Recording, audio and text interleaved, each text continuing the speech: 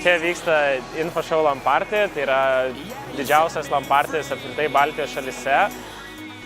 Jisai yra grynai dedikuotas 100% žaidėjams ir žaidimams, tai jisai vykdomas pagal Bring Your Own PC formatą. Reiškia, kad organizatoriai parengia darbo vietas, o žaidėjai ateina su savo įranga, su savo kompiuteriais ir varžosi. Are you still awake? Go, let's make some noise!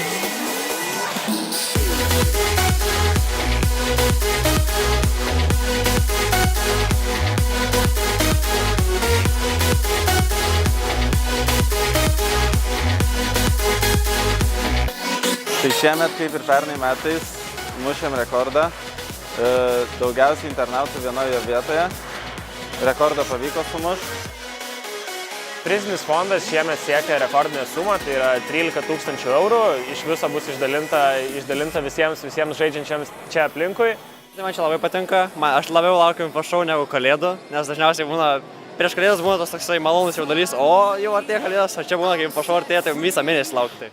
Tobulą atmosferą. Labai linksma čia yra. Tiesiog pakelta nuotaika.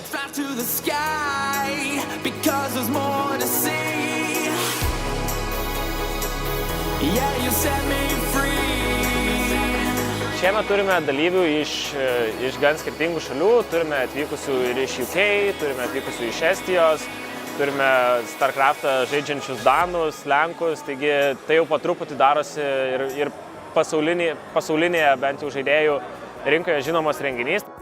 Aš nežinau, seniau turbūt buvo toks informatiškiausias renginys, nes tiesiog informatika asociavosi su to, kad jeigu yra kompiuteris, tai jau informatika. Aš sakyčiau, dabar jis yra bendruomeniškiausias ir komandiškiausias. Kitais metais sieksime dar daugiau žiūrovų, dar daugiau žaidėjų, daugiau stalų, daugiau vietų, žaidėjų būtent iš užsienio.